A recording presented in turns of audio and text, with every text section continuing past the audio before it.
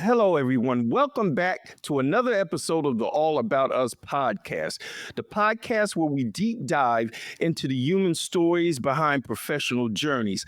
I'm your host, Carl Allen. Today's guest is someone who wears many hats: consultant, educator, subject matter expert, and mentor with over 25 years in valuation, compliance, and regulatory consulting. Joseph Walitt is the principal consultant of Walitt Solutions, and he's helped shape the appraisal and lending industry through his work with institutions, attorneys, regulators, and educators. But today, we're just not talking about work, we're talking about life. Joshua recently went through an unexpected health emergency that led to an extended solo stay in Boston. Right through the holidays, family, birthdays, and cherished events. What could have been a dark, isolating time became something much more profound. Joshua, welcome to the All About Us podcast. Let's dive in. How are you doing today? I am doing well. I'm doing well. Thanks for having me, Carl. I appreciate it. Well, I'm glad you're here. Joshua, let's start at the beginning. Can you walk us through what brought you to Boston originally and how that turned into a 2-month stay you didn't expect? Yeah, it was crazy. It was, as you say, it was unexpected. I went there for a conference. There was a state regulator conference for the valuation and appraisal space, and I was there. I was supposed to be there, I think, for 3 or 4 days, and Okay. I'd had some. We all get those little floaters in our eye. I had Correct. that. I set an appointment for my doctor for when I get back, and then over the course of like 2 or 3 days there, I just lost the sight in my right eye. I went to this ear and eye hospital that is, I guess, one of the best in the nation. As it turns out, it was like a mile away, right there. And they said, yeah, I saw all these different people. They said, yeah, we need you in here tomorrow morning. You need to have emergency surgery. And so my retina had become detached. And so then once they do the surgery, they put gas in that eye to put pressure where they need it. Right. You need to wait for that gas to be absorbed or whatever your body does with it. Right. And since I'm out of Colorado, I couldn't fly home, I couldn't drive home, I couldn't walk home because of the altitude. They don't Okay. they don't want you to change altitude. So yeah, I ended up I ended up having to change how I work. Oh, I made some friends there. I skipped some family things, and so it would just kind of threw everything kind of up in the air. But it was one of those moments where you sort of have to decide how you're going to approach this, right? And so I just remember walking down the street the day before the surgery, right after I'd been told I needed it, talking to my wife, and I said, "Okay, I'm going to look at this as an adventure." And that was like my only choice because what was my Right. other choice, I think my business is going to fall apart and I'm going to be lonely and depressed and angry, so there wasn't really much choice in my mind. But as with anything else, it kind of takes a little effort to change that mindset, and continued effort to have that mindset. Okay, I want to digress a little bit. Tell me about your business and what it actually does. Yes. So my background is I came from banking, retail banking branches. I started as a teller and I moved into the branch manager position. And then I had a friend who was a real estate appraiser and approached him one day, and so I became an appraiser, and that's really the center of what I do now. I don't go and do appraisals. I don't perform the appraisals, but we take a look at all of the regulations, all of the compliance issues, all of the technical approaches to the valuation process, and we work with appraisers. We work with lenders, we work with state regulators, we work with education providers. So we work with all these spaces, real estate agents, all these spaces around the real estate valuation, and we fill in the gaps they have. And so this company needs training on X, Y, and Z. Let's do that. This person has a state complaint against them as an appraiser, or okay, we'll go in, we'll take a look at it. What have you got going here? We'll go to state regulators and they have a backlog of investigations and they say, okay, can we bring you on as a contract team to do that? So we do really, if I have to sum it up, we're sort of that a different puzzle piece to if different clients for their valuation and regulatory compliance. You make all the pieces stick together. That's right, that's right, and it's usually very custom, and, yeah, we work real closely with our clients to sort of hold them together. Now, the thing is, can you go into your academic background? Because it seems like you would have to be an attorney of some sort to be able to do this. I'm not an attorney, which I'm usually very fast to tell our clients when it's starting the conversation, it's like, "You're not hiring an attorney here." We work with attorneys for certain services, and certain support, but, I really fell into this, by, talking to the appraiser friend and then seeing all the gaps and things in the profession. And so I sort of fell into it. I mean, my education background, other than taking specialized courses, now and in recent years, but my college background is what is it? English and theater. I mean, that's, and I think a lot of people, they get this degree and then they go do this. And that's sort of Right. what I've That's done. what happens. It's not really applicable, do a bit of writing and a bit of speaking, but other than that, it's not really tied to the degree there. Right. So, how long did it take you to make this overall transition from when you first keyed in on, hey, there may be a little niche here that I can fit in, to actually being capable and ready to handle all the different aspects which you handle on a daily basis now? How long did it take you? It was a number of years. uh, you know, I was appraising. I was, actively in the field doing house appraisals. And I think the first inkling of sort of this desire to do consulting and to fit in that puzzle piece really came pretty early in that piece. It was unrelated to what I do now, but I would help other appraisers sort of map some of their data into their software. And so I would talk to them about how to do it and okay, how do you export the data? How do you import this now? And so that kind of flavor of helping and kind of a specialized nuance came early on, but there were certain settlements and legislative actions, not sure legislative, but some settlements made in the valuation and secondary market spaces. And one of them was called the HVCC. It was the Home Valuation Code of Conduct. It was really between New York and Fannie Mae, the state of New York. But that's, a little beside the point. But I got very interested in the regulatory requirement compliance type side. What do all these things mean? How do we decide all of this that's written out? How do we apply this? Are there more than one way to fulfill these requirements out there? Maybe there's different ways of approaching it. So that really got me very interested. I started taking different webinars and things on that. I joined a network of professionals who were in the appraisal and appraisal management space. And that network helped me learn even more and make the right connections to really gather a lot of that information. And from there, I'm still being an appraiser. And then I had an opportunity to be a compliance manager at a company.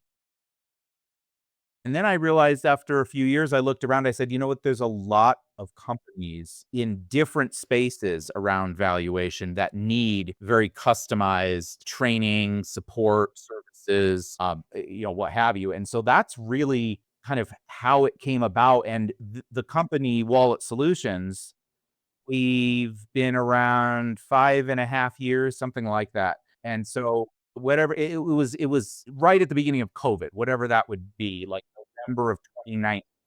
I'm not sure if I have my calculations right there, but January, February of 2020 is when okay. everything started breaking. Okay, yeah. So I was just a few months before I started it. And then of course, then everything hit the fan and it was a new world, right? Okay. What is the cultural background of you and your wife? Our cultural background is I grew up in Connecticut in Eastern United States. My wife was born in Wisconsin, but moved out to Colorado when she was 3, so she's pretty much a Coloradan. I moved out to Colorado, let's see, 95 for college. I came out and that's where we met and so on, and I stayed. But, as far as culture, I would say, it's an American culture. I mean, I'm not sure how to label that, It's you know, Americans. but, Yeah. so yeah, but, I came from kind of a suburban, background. My wife grew up in a very rural area. Matter of fact, I just remember sort of being, not in shock, but just in awe when she took me down to her house the first time. I was like, "Wow." Yeah, exactly, like, wow, it's just like, look at all this space, look at all it was just a very different, and it's funny because I say, "Oh, I don't know, maybe we're American culture," but really I've just described 2 incredibly different cultures, really. Yeah, there's no running to the corner store. Right, right, right, exactly, If you need something, you need it. right, You're in bad right. shape. You plan those shopping trips, to down there. Exactly. So she was in Colorado then, and you went on this trip to Boston. Yes. Yeah. So we've got 2 kids, left them. I travel quite a bit for different conferences and things. Um, and yeah, I went there for just who knew it was going to be something. It was actually kind of funny because a gentleman there who I've known for years, he had what we thought was a heart attack at the time while we were at the conference. It turned out to be something else, but it was with his heart. And he's fine. And he was as far as I know. And then, like a day or 2 later, here I am asking people, can I have a ride to the eye hospital because I can't see out of my right eye? And so he and I joke now, because I've talked with people and they say, "Oh, I talked with the heart guy. You're the blind guy." And I'm like, "All right, but just temporarily." But so yeah, and I'm not a real emotional guy, but I mean, I literally, the eye doctor handed me a box of tissues. I mean, I was just like overwhelmed. I'm thinking I may not have my vision. I'm not, I don't have family around, like I don't really have support, but I'll tell you what, I did have support. This was absolutely amazing. And this is what, I learned so many things and I would not trade those 2 months. Maybe for, what, something, but for most things, I'm not going to trade those 2 months because just one of the amazing things I discovered was, I have a lot of colleagues, many of them I consider friends, but I am telling you, the texts and the LinkedIn messages and the phone calls and voicemails I got when people at that conference learned, and I mean, they did ask, "Can we explain why you're absent?" And I said, "Yeah, that's fine." So that's kind of what triggered it, but the love I felt to people for these people, I might email once or twice a year, and I see them maybe once a year, or we miss each other that year, and so reaching out to me saying, "Oh my gosh, I hope you're all right." I had people saying, "If you need anything, I have a friend in the Boston area." Guy I had taught for remotely, but I had never met him in person. I met him first there. He on It was Halloween when I had surgery. He said, I can't, I'm tied up. I don't know what he's doing. But this other guy I know is free.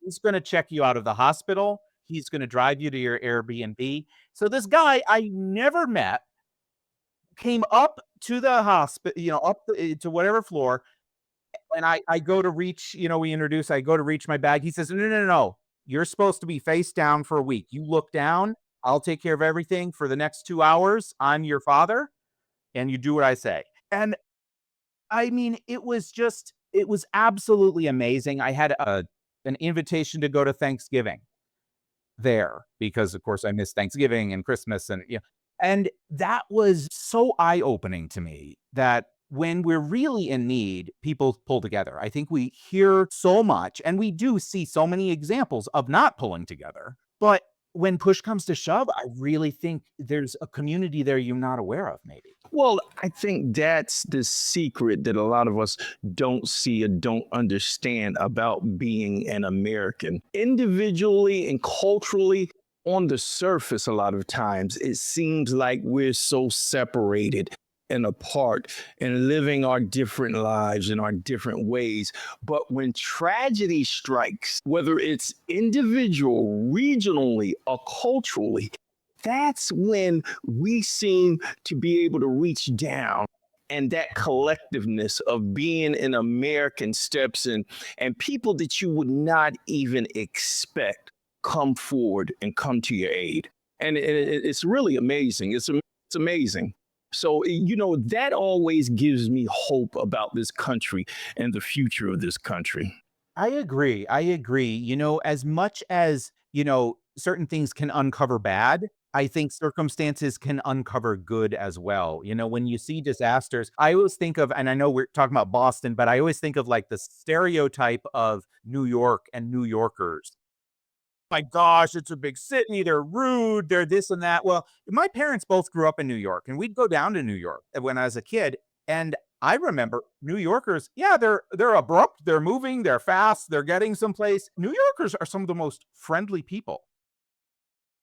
But we have this sort of stereotype of this person and this person and this type and this type. But when you sit down and talk to people, most people are just human, you know? Yeah, you have to be friendly. You got a bunch of people who are trapped in a tin can in New York City. You have no other choice. You have no other choice but to be nice. You spent decades solving problems and guiding others through challenges. How did your professional mindset help you navigate these deeply personal, this deep? I think ooh, that's a good one. I mean, I think first of all, I used to be a very uptight person. And I mean, this is, years ago. I mean, and people might still think, "Oh yeah, Josh is an uptight person." I don't know, but I don't think of myself as that anymore. I used to be, I mean, years ago, very, very, if it's scheduled this way, it has to go this way. And if there's something unexpected, but I had gradually mellowed over the years. But when we're helping clients, there's always unexpected. There's always something unexpected. Maybe they haven't told us something. Maybe they run into a situation we're helping them solve that's totally. So I think the sort of the professional side of where we've got to figure out solutions, I think that really helped my mindset right away. Right away, because I'd learned to mellow myself over the years. I'd learned to really, be solutions oriented, hence the name of the company, for everything unexpected and expected. And so when that happened, I knew, okay, for a week, I'm going to be literally face down no matter which position I'm in. I can't do any work probably for a number of weeks. And then at that point, very limited work. I need to call on my team. So that's the first, we do that in business all the time. I had to do that. I had to rely on other people and let go, and that's hard. That's hard when you're just a small part of it normally, and now you can't be any part of it. It's very hard. And what it taught me was I certainly can. I mean, I knew, but I'd never seen it demonstrated in quite this way. I knew I could rely on my team, but boy, we'd never had it tested like this.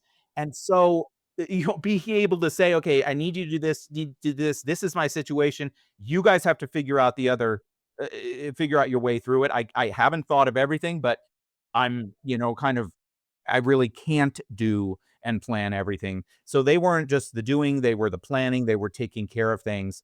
And, being able to reschedule and really find out, wow, look at the great clients I have too.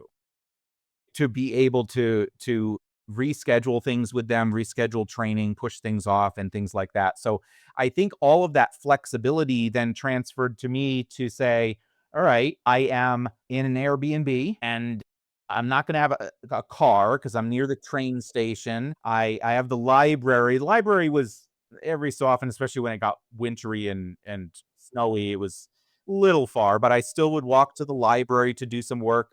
Made a commitment that most days I will leave the house because I was renting a room in a house. So, because I am a homebody, and if I have the choice, I will sit on the couch.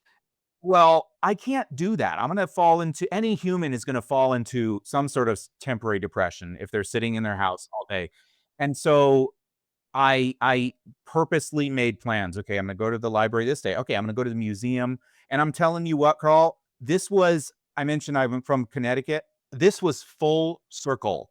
As a kid, a 6-year-old, we took field trips to the New England Aquarium in Boston. Okay. Okay. And I thought, I'm gonna go back. I want to look at this. And I tell you what, I rounded the corner. I took the train, the subway, and then or actually, I guess just the train and then walked. And I rounded the corner, and lo and behold, there's about 8 school buses. And so I went there and I thought, whoa, whoa, like, this is and I'm sure there's a lot of times when kids go, so it probably wasn't a huge coincidence, but still, it had a lot of meaning to me, like, full circle, for full circle, and so I was able to push aside that professional. It had prepared me to be flexible, it had prepared me to be solutions oriented, it had prepared me to be mindset oriented because it you know you have to make the decision. You lost that client, you lost that account. All right, are you going to be down on yourself now? Or are you going to say, well, there'll be more clients. We build that into our business that we're constantly looking for more clients.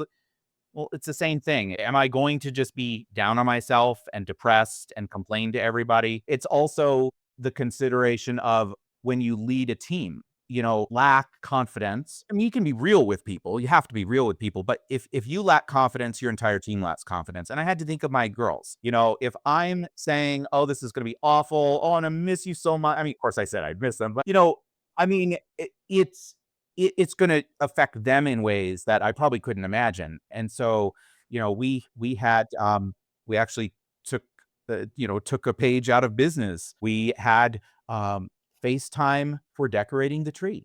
We had FaceTime for opening Christmas gifts. And it was just a kind of a crazy time. But we don't always, and stop me if I'm talking too much. You No, tell go me ahead. going off the Go rails here. But ahead. you Go know, ahead. That's fine. That's fine. we don't always get the opportunity in life to look at our life.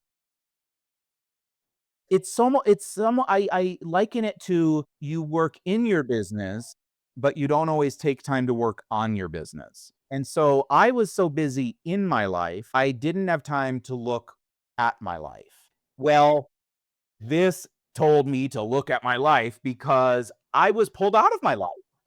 I mean, I'm out of my house. I'm out of my geography. I'm away from my people. I'm away from my work, which is a big part of my days. I mean, it was really enlightening for me to see like what is important? What am I about? Out of the context of being married, out of the context of being a father, who am I? What am I about? And when you're walking, a mile and a half through the snow to the often, you have a lot of time to think Yeah. Oh, about yeah, that. we do. So it was very someone said maybe it was a moment of enlightenment, and I don't know if that's the right word, that's probably overstating it, but I feel lucky to have been able to reflect in a way that we don't always have that. Now hold it right there. Was there a particular moment? maybe something small or unexpected that shifted your perspective or brought you some clarity during this period? I think, and this isn't a downer, but I was looking on Google Maps a lot, like, where can I walk? What can I do? I would take the train into the city because I was in a suburb, but I would take the train into the city a couple times a week. Okay. But I had a lot in the small town I was in. I was in Newtonville, Massachusetts, and past the public library was a cemetery. And I just went to walk through it because it was like a one of the it's very park-like, and it was just a beautiful place to walk. And there weren't many people there because most people aren't walking through a cemetery. But I just thought, I mean, like, some days I was just like dying for, like, have something unusual here, have something interesting here, right? But so I would walk through and I would look at, there's this grave marker or whatever, and it was a really beautiful place. And there were some that were, these large monuments to people. And that was one of the sort of early on moments where I said, what's this for? Right? Like, what's life for? Or, and what am I doing? And what am I doing as I move forward? And so that's when I really just started kind of taking a look and trying to understand, who am I? What are the restrictions I place on myself that I can sort of free myself of? How can I treat other people as well? Because, being in the house, I mentioned to you, I made a decision very early on. Okay, I know myself. I'm going to be tempted to stay in the house all the time, but I would walk. I would walk. I would walk. I would take the train. But what about these older people who can't walk? And I got to think, like, what about these homebound people? What about people with disabilities that, like, this is their life? They can't get out of the house. And I thought, how lucky, how blessed I am to be able to go where I want. And it was really, that was very, very eye-opening. When I walked a lot. Even in the small town, there were homeless people. There were a couple people, not much in that small town. But when I'd go to Boston, I think it was on Christmas because yeah, I think it was Christmas. I went down there. There was a menorah lighting, and then the tree was already lit. I didn't see that, but I went down there for those. And I got there way early because that's just how I operate, and I had nothing else to do. And so I was walking in some of the side streets, and these two homeless guys, I made eye contact. They always say, don't make eye contact, if they're gonna ask. So they asked for money, and I said, well, I'll buy you a McDonald's because I was gonna grab something, and it's just over here. So I grabbed them some McDonald's, and just because I had time to think, and we don't have time to think. And I think, what if my daughter were to have a mental health challenge or have something in their life, and they're the ones that people are avoiding eye contact with? Wouldn't I want someone to just come alongside them for a moment? And, you know, I I'll tell you what, when it first started, I was anxious for the first few weeks, and I finally realized what it was. I was anxious. I was having anxiety because I didn't know what my calendar had on there for me next. We're so used to, at 2 o'clock I have this, and then at 3:15 I have to be here, and I'm a doctor's appointment. And that's almost like a reassurance to us because it holds us, but it holds us maybe in ways we don't want. Whereas once you're freed, you can see, maybe I need to manage my time a little better because look at what I could be accomplishing. Look at what I could be doing in my mind, just having some downtime and things like that. So it's really helped me restructure how I approach business, my team, as well as just my personal. Well, I'm quite sure during this period it was the holidays. You probably did most of the holidays via FaceTime then, correct? Yes. Yes, yeah, we FaceTimed, a couple times outside of that, otherwise phone calls. But yeah, we did decorate the tree by FaceTime and opened gifts FaceTime, and yeah, yeah. Okay. Well, it seems like once again, you know what, when this happened to you, I mean, it's kind of like you kicked in problem solving mode with one blind eye. So and that's the big part about it, being able to make those types of adjustments. And you had a good team that you could you know defer to. Now that you're back, how has this experience changed the way you work with your clients, especially when it comes to empathy or handling pressure? I think first things that comes to mind, and it's not necessarily client related, but I'll come to that with your question. But the first thing that really drastically changed in my business was more delegation. More delegation, and I don't want to say more trust because I do believe have always trusted the team. Otherwise, I wouldn't have the people on my team. But I guess there is a sense of that trust that it's going to go fine without me touching everything every single time. So that was a big, big part. And then as far as clients, I think I have, I talked about mellowing over the years, but I think this was like an incredible mellowing of me. I can take criticism, I believe, better now. I can take negativity a little better now, spend more time taking a look at the problem before formulating the solution. Whereas I might have been a little bit more knee jerk in some cases before. Now I think I value the use of time and harnessing time a little bit better now. And so I can probably solve a little bit better for my clients and then be able to explain all of the dots I've connected and the reasoning for having that solution there. And besides, going back to the first part, I have more people who are empowered to work on the solutions as well. You mentor so many professionals in your field. If one of them went through something similar, what advice would you give them about navigating a setback like this? I would initially just reach out and be there to talk to. And sometimes, people aren't going to take you up on that, and that's fine. They just need to know you're there. But once they're past that initial moment, then I would say, I would work into expressing that, it seems awful now. It will be temporary. It will pass or it will change. Not everything passes entirely, but it will change and you can help to change it for the better, right? And I do think, having a story to tell to someone helps. And I'll tell you what, there are people who deal with cancer. There are people who deal with illnesses that go on and on. There are people who are fully blind and will remain blind and it can't be repaired. So it doesn't take away from what I experienced, but it puts it in perspective. And I think that's what people want. They don't want perspective right away. I mean, none of us want perspective right away. We just want to say, Right. look at what's happening to me.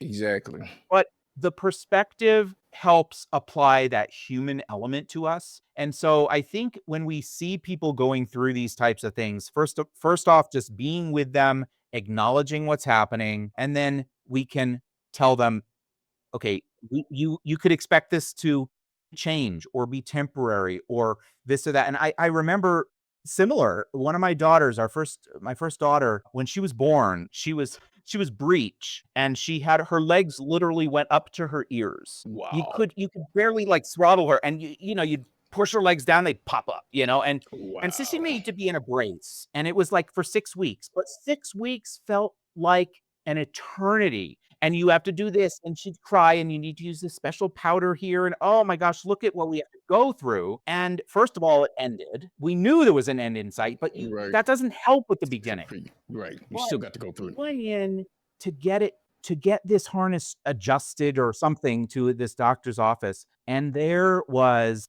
a young man in an electric wheelchair, clearly could not move his limbs himself.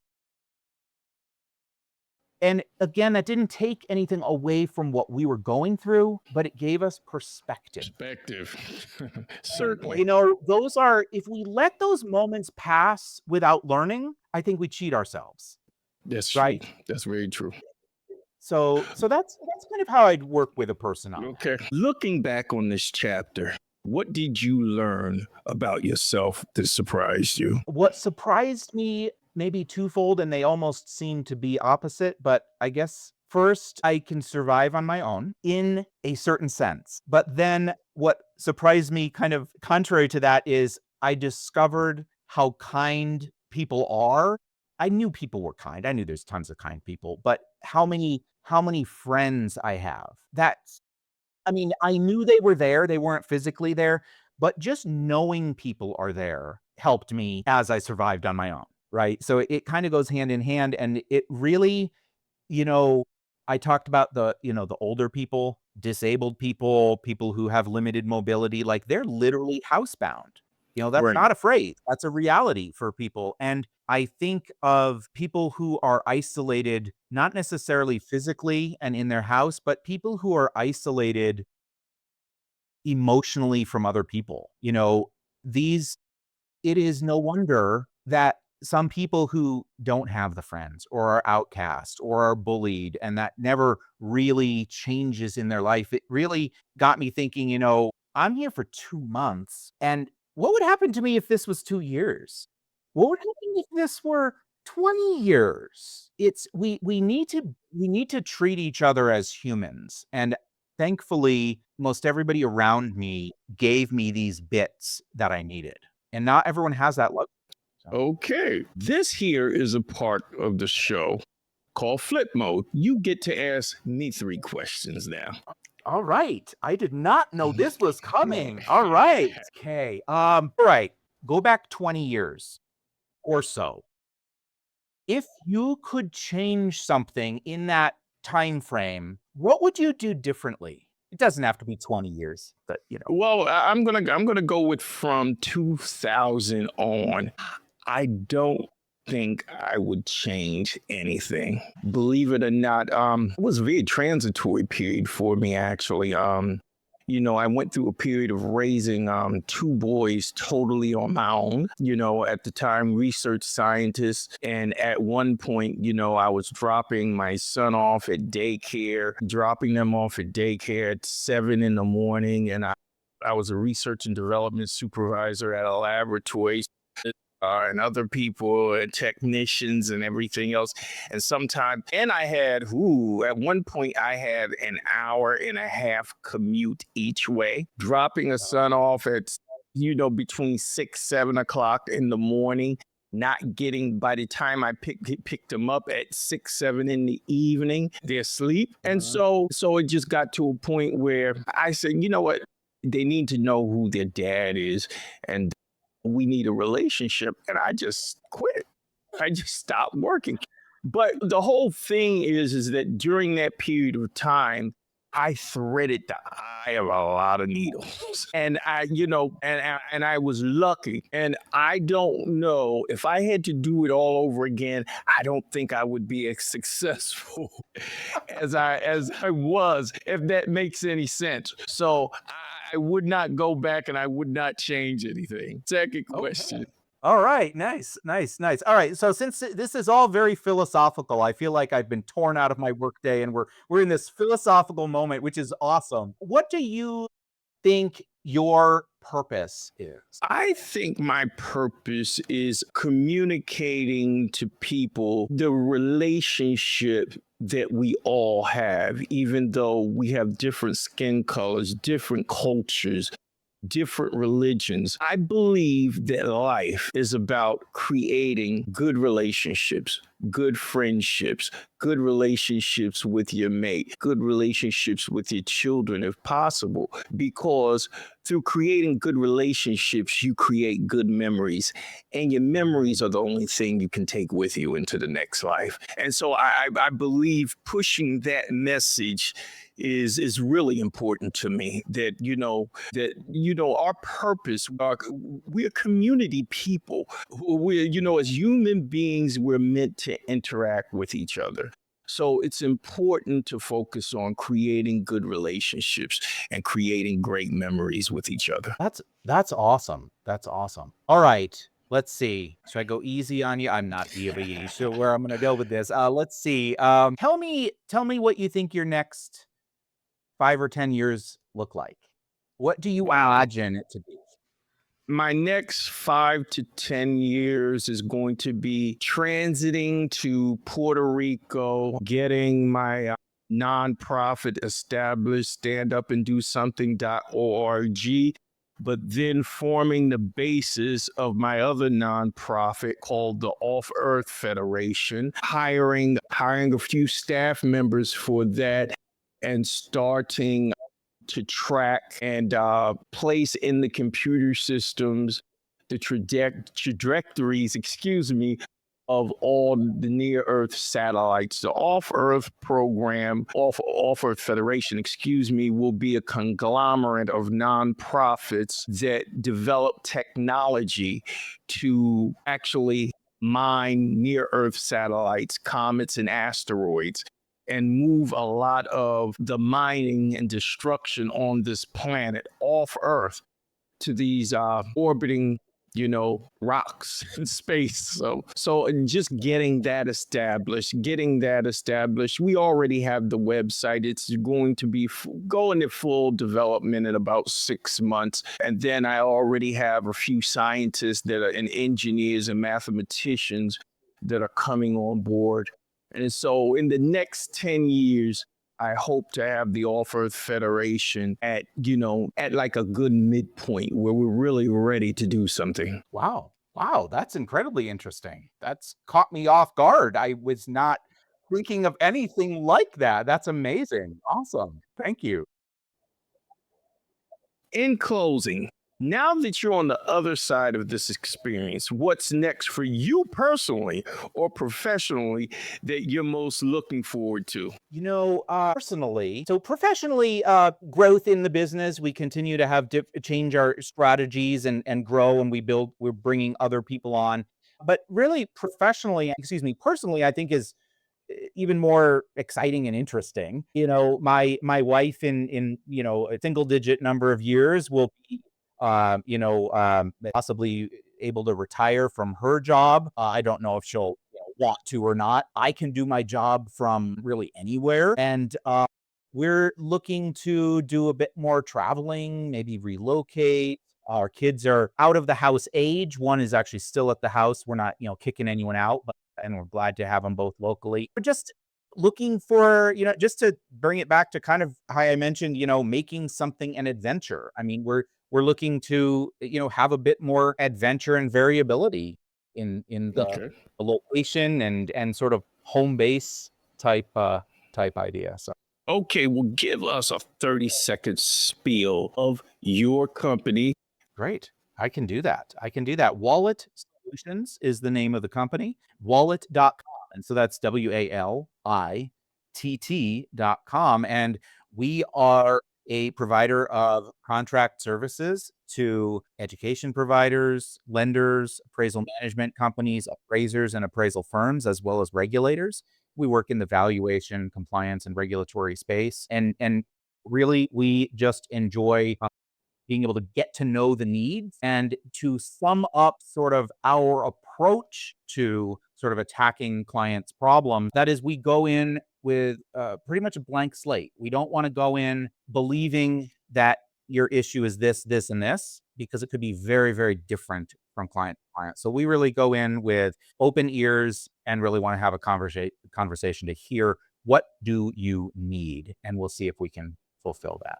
Okay, is this only commercial or is this residential also? We do residential as well as commercial. So, Okay. a lot of what we do is not necessarily specific to the property types, but the larger underpinnings and foundation of their operations. So it Okay. really doesn't necessarily equate to residential or commercial or anything. Okay, so how do my listeners contact or connect with you? All right. They can go to WALITT.com, wallet.com. They can email me at joshua@wallet.com. Easy as that.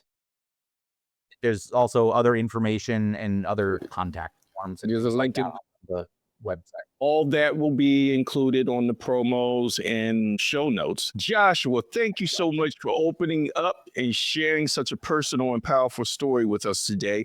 It's incredibly inspiring to hear how you turned what could have been a dark time into something meaningful, filled with perspective, resilience, and even a bit of adventure.